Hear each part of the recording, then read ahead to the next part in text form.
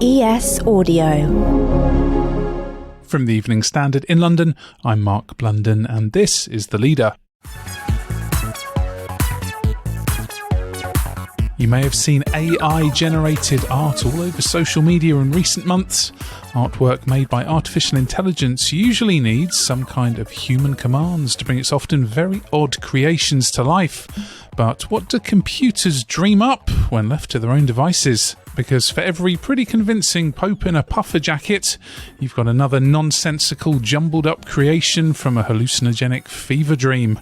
As the technology improves, we wanted to know if it's possible to discern something made by humans from works created by an algorithm. So we sought out two of London's top experts in this emerging field and discovered the next phase of the technology, including AI-powered drawing droids, complete with a mechanical arm, so they're IRL, not just on screen. We'll also learn about why it takes a robot to catch a deep fake. First, we're joined by Professor Frederic Fol Leymarie from Goldsmith's College, who's worked in computer vision and the arts for many years.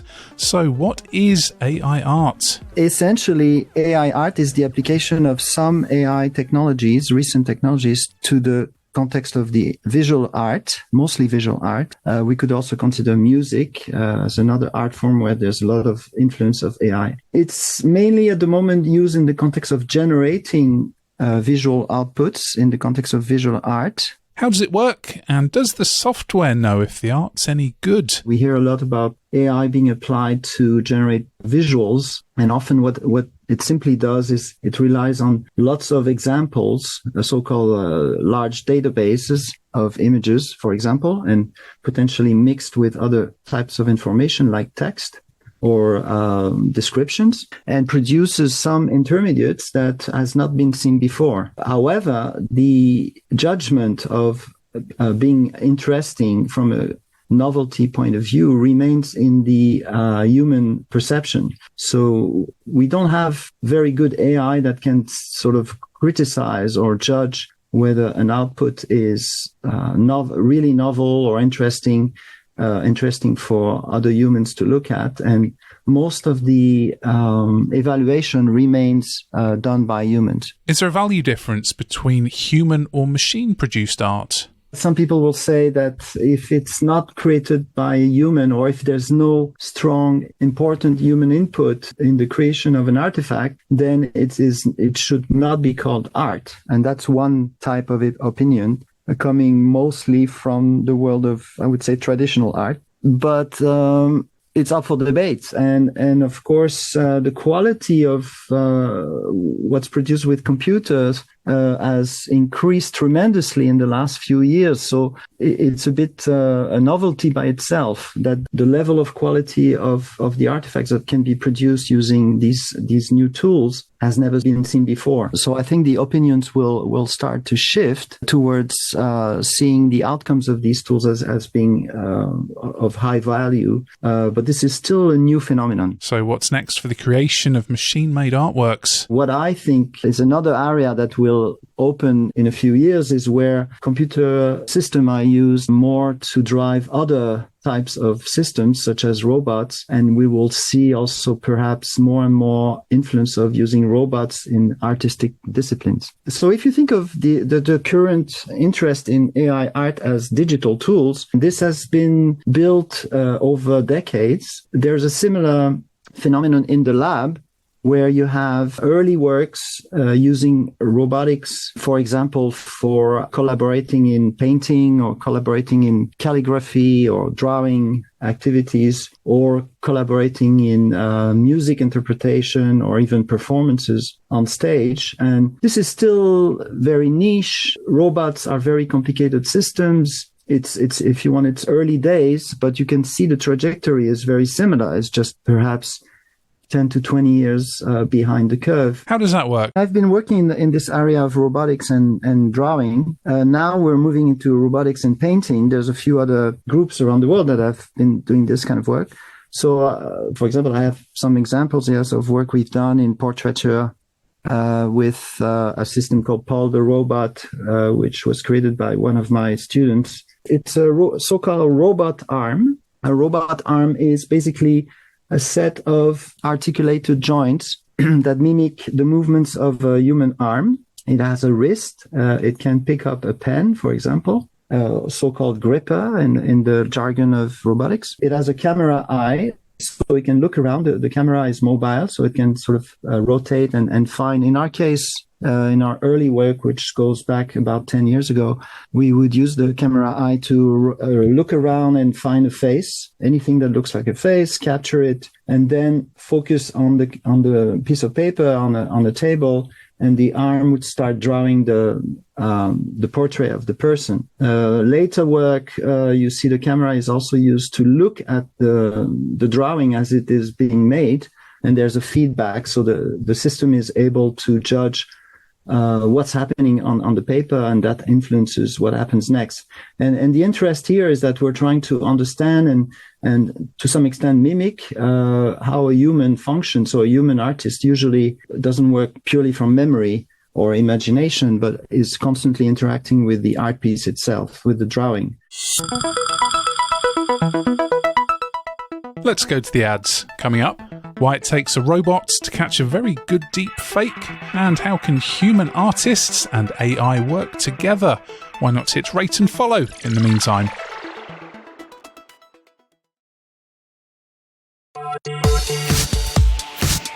Welcome back. Now we're joined by Terence Broad, Senior Lecturer in Data Science and AI Creative Industries at University of the Arts, London. How does the AI know what to draw?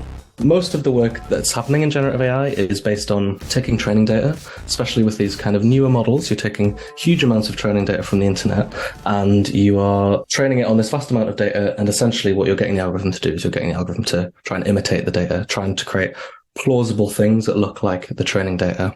So the research that I've been doing for some time now, for the last 5 years, has been trying to find ways of configuring or training these AI systems where they're not directly imitating data. So a lot of the ways that I've been doing that has been doing it where I've been trying to train them without any training data. I've done a series of works where I've used absolutely no training data in the process, or finding ways of kind of manipulating them, building tools for people to interact with these generative AI systems. So did the computer sort of think for itself, and what did the end result look like? I wouldn't call it getting the computer to think for itself, but I definitely did do a series of projects where I used absolutely no data. Funnily enough, the outcomes they looked a lot like Rothko paintings. Rothko paintings are these, often these big abstract paintings, big blocks of color. But it was really, I guess I was very heavily involved in the process. So, I was writing the code, I was looking at the outputs, and then I was, deeply kind of involved in that. So I wouldn't necessarily say I was getting the computer to think for itself, but it definitely was generating things out of randomness. And what's next? I'm very interested in ways that these AI tools can kind of help creative people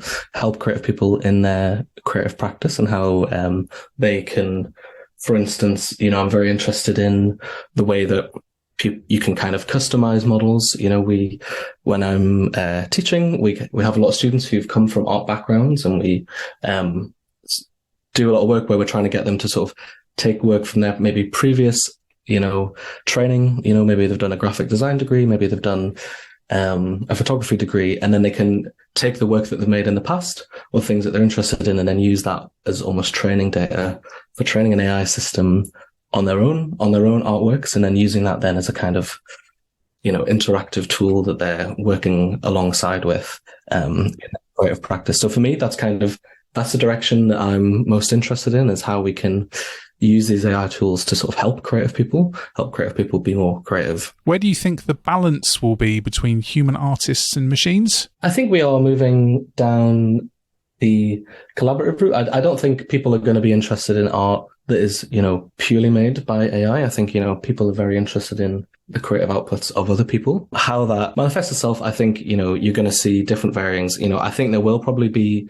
a push, maybe a move back towards kind of more traditional physical art making practices. I think physical art making practices using kind of traditional techniques are going to be things that they're going to be the hardest for AIs to imitate and replicate. But I also think that there's probably going to be a move towards that, but I also think there's going to be a move towards people who, have a creative practice, have technical skills, have that they've developed over a long period of time, and then they're using AI in the kind of art making process. And will AI systems collaborate together? There's a very famous algorithm called a GAN, a generative adversarial network, where you have these two networks that are kind of competing against each other. One's trying to generate things and it's trying to sort of generate plausible looking things, a bit like a sort of forger would try and forge money.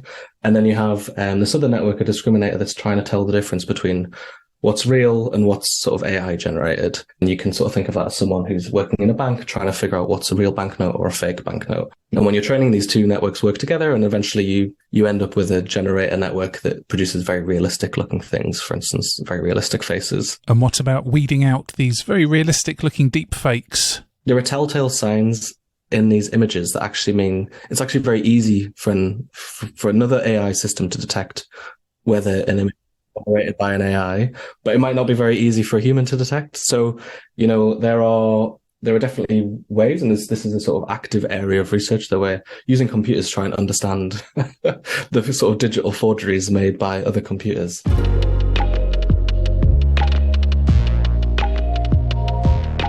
There's much more news and features in the Evening Standard newspaper and online at standard.co.uk. That's The Leader. We're back on Tuesday at 4 p.m. Happy Easter.